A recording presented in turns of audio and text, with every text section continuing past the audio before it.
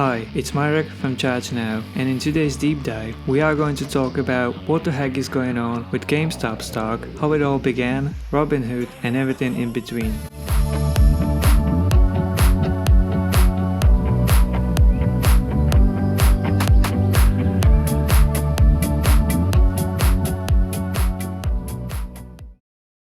Although this topic has nothing to do with Tesla or sustainable energy directly, I feel it needs to be talked about since it involves shorting the stock. I'll explain what this means in a bit. Also, Elon grilled Robinhood's CEO and co-founder Vladimir Tenev during their Clubhouse chat. First, let me start on a deeply serious note.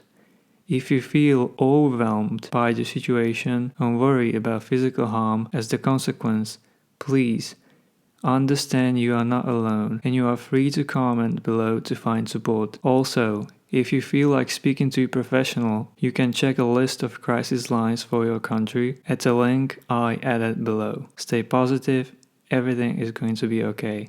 All those years I've been following Tesla, I came across two terms.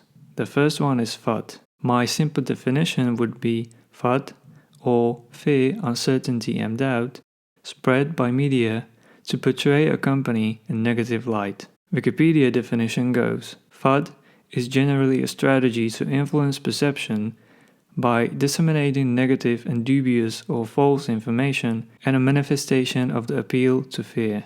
And the second term is shorting. Again, my simple definition put into one sentence would be, shorting means selling something you don't actually own. Deeper but still plain explanation can be found in a MarketWatch article, and it says, shorting or short selling is when an investor borrows shares and immediately sells them, hoping he or she can scoop them up later at a lower price, return them to the lender and pocket the difference. But shorting is much riskier than buying stocks, or what's known as taking a long position. When you buy shares of a company, you obviously hope they will rise in the short term or over a long period, or maybe that they will just provide dividend income. When you go long, your maximum possible loss is 100%, or your entire initial investment. That can happen, for example, if a company goes bankrupt. But if you have a short position, there's no limit to how much money you can lose if the shares rise. If the share price increases soon after you place a short position, you could quickly cover by buying back the shares and returning them to the investor you borrowed them from. There's also one explanation in the form of a cute drawing. One dinosaur says to the other, "Can I have my bike back?" "No, I sold it hoping to buy it back cheaper, but a bunch of people manipulated the market for bikes and increased the price." Sounds like you started the manipulation. Also, sounds like a you problem. Get me my bike. Elon made a good comment about shorting. You can't sell houses you don't own. You can't sell cars you don't own. But you can sell stock you don't own. This is BS. Shorting is a scam. Legal only for vestigial reasons. And it gets even more interesting. The following explanation was put together by BC Ripster on Reddit. I'll be paraphrasing key points. There's this term, naked shorting. No, it doesn't mean a person needs to be naked in order to do naked shorting. By the way, it's a strictly illegal practice that, in theory, should not happen after the 2008 financial crisis. Usually, traders must borrow a stock or determine that it can be borrowed before they sell it short. Naked shorting is when you short a stock but you don't have confirmation that the stock you are borrowing actually exists. This may happen purposefully or by mistake when a clearinghouse lends the same stock more than once. We may call this cloning the stock. Naked shorting is dangerous, especially for small companies, but it's not limited to, and can result in bankruptcy. The reason behind this is a loss of liquidity, and the clone stock diluting the value of real emitted stock. Hedge funds and clearinghouses can operate behind closed doors. When someone calls the short, either because of a buy or because someone withdraws the right to loan their shares, the person shorting then has 3 days to deliver. If they can't deliver the share within 3 days because it doesn't exist, then this gets reported as failure to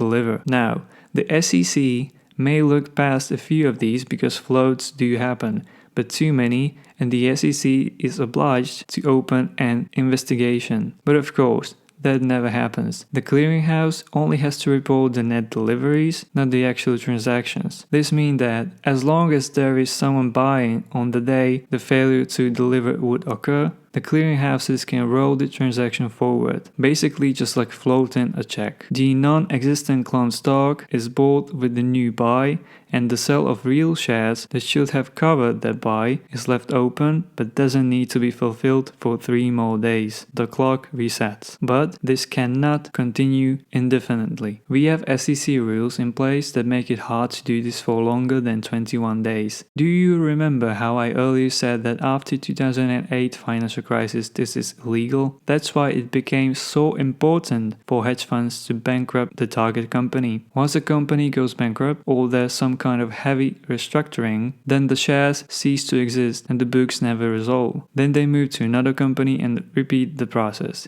Yes, they can cover their short position by buying shares if they could get enough people to sell. Then there would be no need to bankrupt the company. When understanding what FUD, shorting and naked shorting is, we can kick off our story. GME, how it all started. It all began between June and September 2019, when a Reddit user, Deep Value, we'll call him DFV, started betting on GME by investing over $13,000 into GME stock. In September 2019, he posted a screenshot showing 87% total gain and got made fun of by members of WSB Group due to investing into what they believed was a dying company. DFV was aware of GME being shorted and then a few months later, in April 2020, came with a brief update titled "Update following the start of the big short squeeze." Still, people didn't pay too much attention to this. Then, in September 2020, people started noticing, which is clearly visible by the growing number of upvotes and comments. At the time, the share price was at $7.65. Just a little over a month after that, in October 2020, thousands of people started noticing GME. The price went up to $13.49 per share, which is almost double the value it had a month ago, and there were no signs of stopping.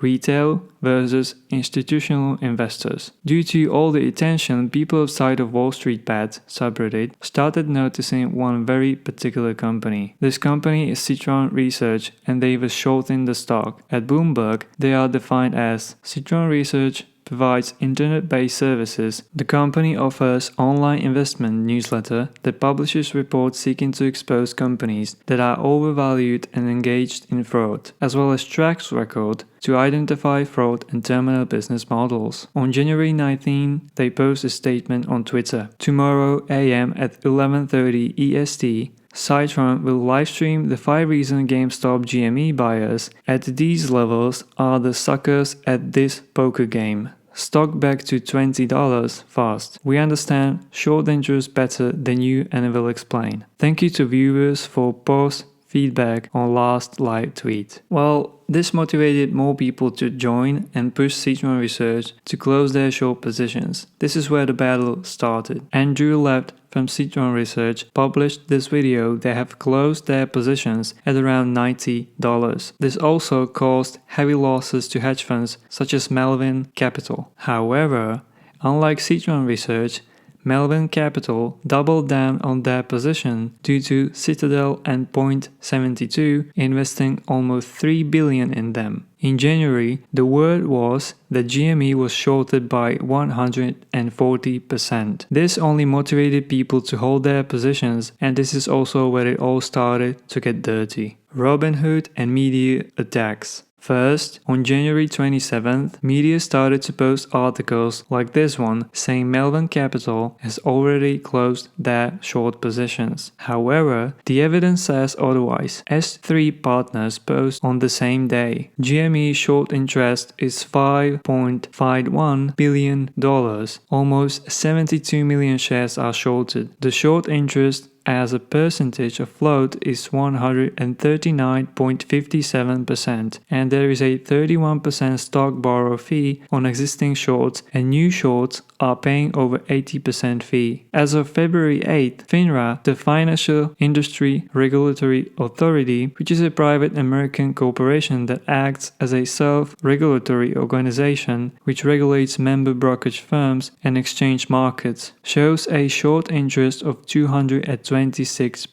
That's even worse than it was before. Then came a next hit. On 28th of January, Robinhood, Trading 212, and many other trading platforms restricted individuals from investing in GME stock. Investors were only able to sell shares. Doesn't this sound fishy to you? Seems like an obvious strategy, whether it was coming from Robinhood or the brokerage firm above limiting trades for reasons. Some users even claimed Robinhood closed their positions without their consent. This article states that Robinhood told users it may close out some of their positions as part of measures it's taken to reduce account risks. Obviously, traded volume got lower due to these restrictions. Then the weekend came, and after it passed, we got another set of tactics. Silver squeeze. What? Around February 1st, news channels and websites all over the world started to post articles about the Wallstreetbets forgetting about GameStop stock and going after silver. I went through numerous posts and many of the comments in this community, reading what they had to say. I wasn't able to find a single mention where anyone would suggest buying silver. The only accounts that were promoting this appeared to be bots, dead accounts that had no posts for 1, 2, or even 3 years, and then all of a sudden they started posting about silver. What I found instead were, and these are just a few examples, posts warning people of these distraction tactics. Then, if you Google for news in that time period, it all stopped all of a sudden, and news outlets are no longer writing about it, even though they still keep writing about GameStop and Wallstreetbets. Then I came across this interesting post. Look closely at that screenshot there. I'm not pointing fingers. There are certain government agencies that should have an expertise and investigate what is actually going on. By the way, when it comes to bots, there's this very interesting Reddit post by user Oopsiemapanda where he says he's done some digging and found bots are using the same quotes on multiple websites. He adds, the objectives of this one campaign seem to be using buzzwords to try to tie digital currency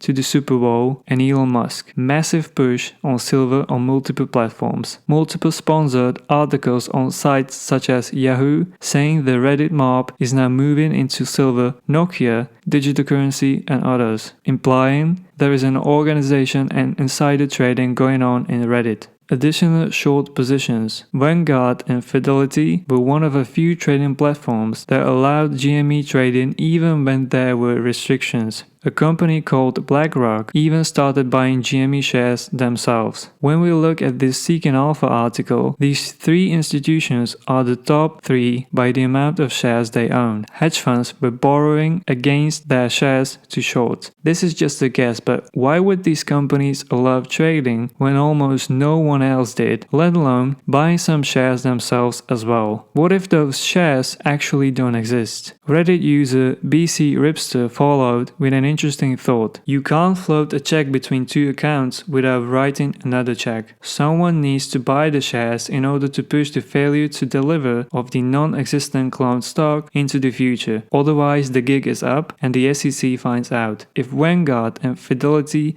become the only source for retail investors to buy from, then they can keep moving the doomsday clock forward. BlackRock can do the same thing by buying the stock themselves. Not as good a position, but not a lot other choices if they need the books to read clean. Support and Billboards. Retail investors received a lot of support from people ranging from celebrities to representatives. Face banks owner of a Phased Clan professional esports and entertainment organization, tweeted, "Robinhood legitimately hit Nokia, AMC, GME, and NAKD from search. Internet Psychology 101. This will only make things worse for you, Wall Street. Things are getting blown the F up today.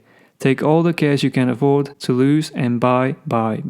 Alexandria Ocasio-Cortez is a US representative tweeted, "Gotta admit, it's really something to see Wall Streeters with a long history of treating our economy as a casino complain about a message board of posters also treating the market as a casino. Anyways, tax the rich." Donald Trump Jr. tweeted, "It took less than a day for the big tech, big government, and the corporate media to spring into action and begin colluding to protect their hedge fund buddies on Wall Street. This is what a rigged system looks like, folks." And many others showed their support. People even started buying billboard space to show their support. Some say that these are just mock-ups, therefore that these are not real. I'm not arguing, some might be just computer edited, but when you look at these ones I'm showing you, they look pretty much real to me. If you're from any of the locations of these billboards, please let us know in the comments. There is so much going on. I've been going through the Wallstreetbets subreddit for hours, and I could continue doing that day and night and always find a new information. I also read some fun tidbits which I want to share in this section. I think everyone knows the character Stanley Hudson from the iconic show The Office. Personally, this is one of my most favorite TV shows. Stanley is played by Leslie David Baker, and apparently Leslie is active in the Wallstreetbets subreddit. User Xtrans on Twitter posted their observations saying, "Just so you know, CNBC is now running ads that claim Melvin closed its short positions. Why would you spend money to convince public that Melvin closed its short position? If it's closed, good for them. Why are they running ads?" Netflix and MGM Studio executives are planning to produce projects about GameStop saga. As the article says, the ending hasn't been written yet, but Hollywood is moving quickly to bring the story of the GameStop investment saga to the screen. Boys and girls, we need happy ending for this story. Reddit user Coxpicious okay, interesting name, created a website to show how many shares are held by retail investors. You can sign up and add your holdings to the list. It currently shows number for AMC, BlackBerry, GameStop, and Nokia stock. This is all for my short summary. There's been and still is so much more going on. I think people are mostly tired of short sellers and market manipulation. They seek fairness and equal opportunities for all. Therefore, what I see, people continue to hold to their shares. This is a historic moment and revolution of finance in the making. That pretty much wraps it up. Thank you very much for watching. Please, if you found this video interesting, hit the subscribe and thumbs up buttons. You are free to leave a comment or your suggestion, and I will see you in the next video. Have a lovely day.